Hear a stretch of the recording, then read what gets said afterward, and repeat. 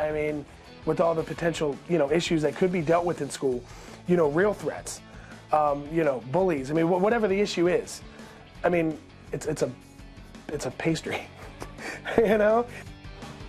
How about that? That's a dad whose kid was suspended over a Pop-tart gun. Yeah, and here it is. I'm armed and dangerous with a Pop-tart gun. But there's more to the story, and we're going to get your take on this. Pop-tart gun, real threat, or silly? And again, there's more to the story. So here's the deal. Josh Welch is the kid's name. He's 7 at the time. This happened in 2013. He chews his way through it. And our producer, Kurt, by the way, let's show the video, guys, of Kurt. He'll do anything for television. Chewing his way through. This is video of the kid, by the way, Josh. But anyway, Kurt did the same thing. Ends up fashioning a Pop-tart into a gun. And that's what happened. So what happened to Josh, as you see Kurt reenacting this? Little Josh was suspended for a couple of days because the school said this was a threat. Now, I know your first comment is, what? Over a pastry? You agree with the dad here, and there you see the threat, the Pop-tart gun. And here's the kid. By the way, little Josh, as we're finding out, though, and here's the update to the story. This happened in 2013. There was a hearing to see if this was going to be taken off of his record, and the school said no. And they were armed with a 30-page document basically laying out there that this Pop-tart gun was not the only contributing factor. So we'll take your calls on this in just a little bit as you see some of the documentation there. And joining us, an expert, Shannon Flannery. He's a principal from Stowell Elementary School, and just told me these are the kind of cases you follow here. So a lot of viewers are going, this is ridiculous, sure that there's no way a school should be suspending a kid over this, the Pop-tart gun. All right.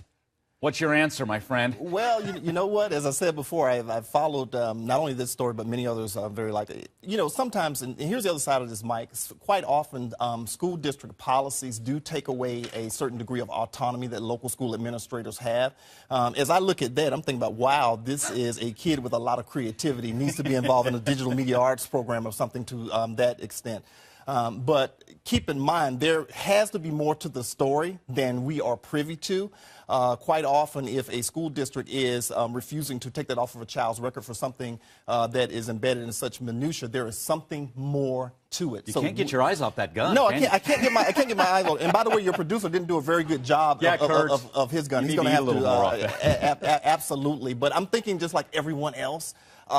First of all, the child's being suspended for something that has absolutely is presenting no threat to anyone anywhere. So we have to exercise a little better judgment.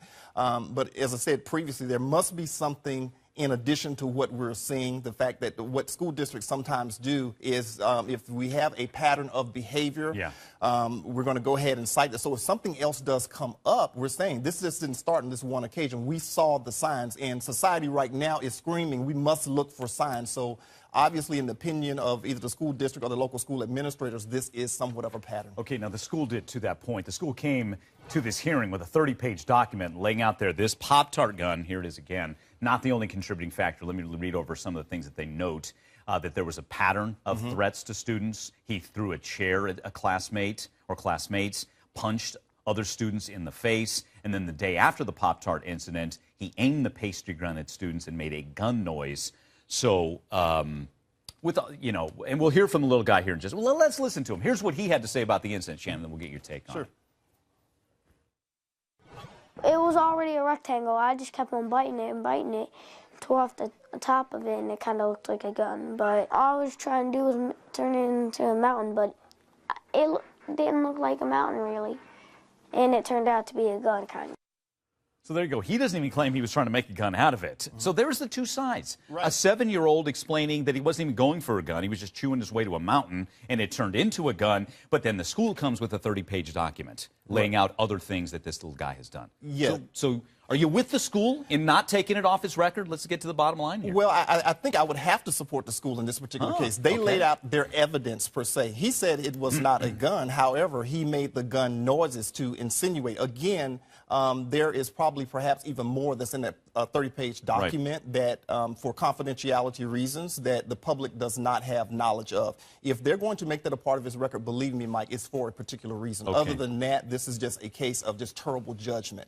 Got it. So what What does that mean that this is on, I think he's on 9 years old now, that this is on his record? How damaging is that to have that on his record? Well, it's the only time that it would be damaging if there is a situation, let's say he goes on to middle school or high school and you have this pattern.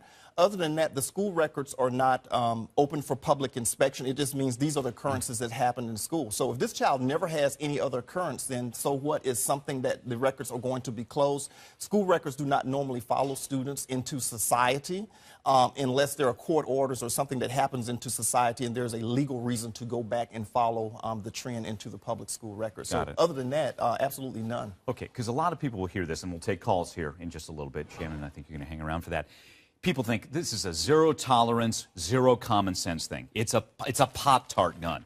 And we've seen that. You and I have talked about that. We talked about that previously. So where does this figure into all of that?